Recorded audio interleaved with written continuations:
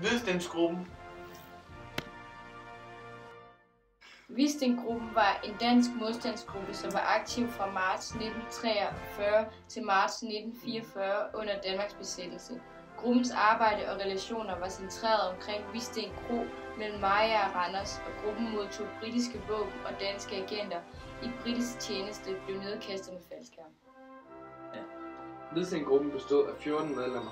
Modstandsgruppen havde koejer Marius Fiel som leder, og flere af hans børn og svigerbørn var også medlemmer. Blandt andet datteren Stine, også kendt som Tulle.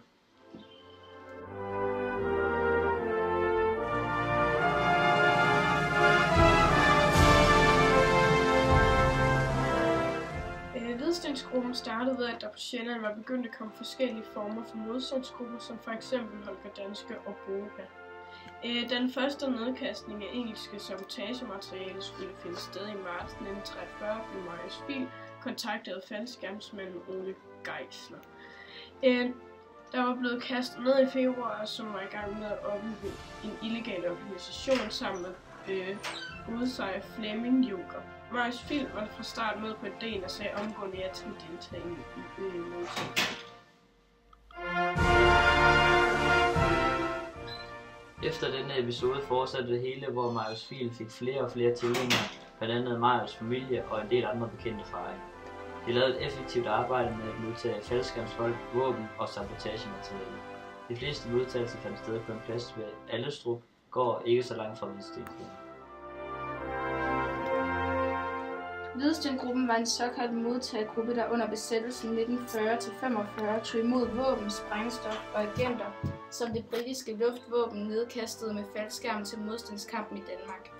Nedkastningsgruppernes opgave var i første omgang at tage imod container med våben og sprængstof og bringe indholdet til et sikkert sted og bagefter overgive det til andre dele af modstandsbevægelsen, for at det kunne hjælpe med sabotageaktioner i modstandskampen.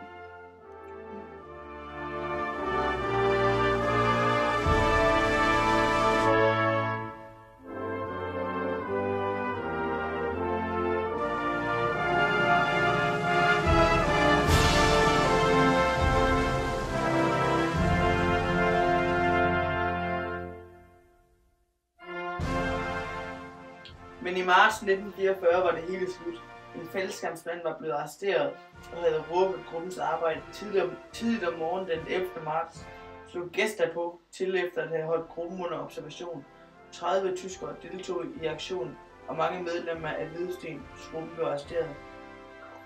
De blev ført til Aarhus, derefter Horserød-lejren og endte op i Vestre Fængsel i København.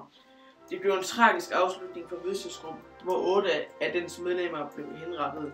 Allerede under besættelsen gjorde henrettelsen stor indtryk på den danske befolkning.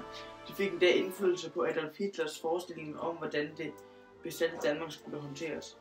Den henrettede gruppes betydning var en nyhed i medierne, som symbol for modstanden og mobiliseringsobjektet i den illegale presse samt som faktor i politiske forhold mellem Danmark og Tyskland.